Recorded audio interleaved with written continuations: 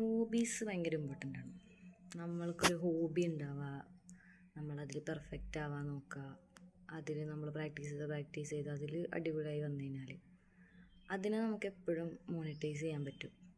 അതായത് നമ്മളിപ്പോൾ ചെറുപ്പത്തിലേ തൊട്ടാണെങ്കിൽ അല്ലെങ്കിൽ എപ്പോഴൊട്ടാണ് നിങ്ങൾക്കൊരു റിയലൈസേഷൻ വരിക, അപ്പം തൊട്ടൊരു ഹോബി എടുക്കുക. ഒരു ദിവസം ഒരു അരമണിക്കൂറെങ്കിലും വെച്ചിട്ട് അതിനെ ഒന്ന് എന്താ പറയുക, അതിനെ ശീലിച്ച് കൊണ്ടുവന്നു കഴിഞ്ഞാൽ നമ്മളത് മാസ്റ്ററാവും.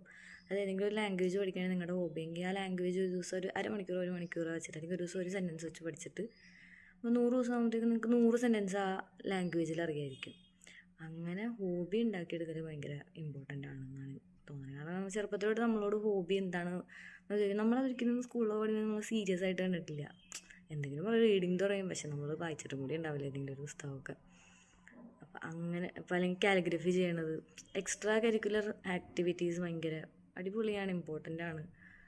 അത് നമുക്ക് എപ്പോഴും മോണിറ്റൈസ് ചെയ്യാൻ പറ്റും. എപ്പോഴെങ്കിലും ഇപ്പോൾ ഏതെങ്കിലും ഒരു ജോലിയിൽ മാത്രം നമ്മളിങ്ങനെ സ്റ്റക്കായി പോകാണ്ട് അഡൽട്ട്ഹുഡ് അല്ലെങ്കിൽ നമ്മൾ ഏൺ ചെയ്യണ സമയത്ത് നമുക്ക് ഒരു എക്സ്ട്രാ ഇൻകോ അല്ലെങ്കിൽ ചിലവരൊക്കെ എന്താ പറയുക കംപ്ലീറ്റ്ലി അതിലേക്ക് തന്നെ ഇറങ്ങണ കണ്ടിട്ടുണ്ടല്ലോ. അപ്പോൾ അതിന് നമ്മൾ നല്ലോണം സഹായിക്കും ഒരു ഹോബി ഉണ്ട്, നമ്മളതിൽ മാസ്റ്റർ ചെയ്തിട്ടുണ്ടെങ്കിൽ.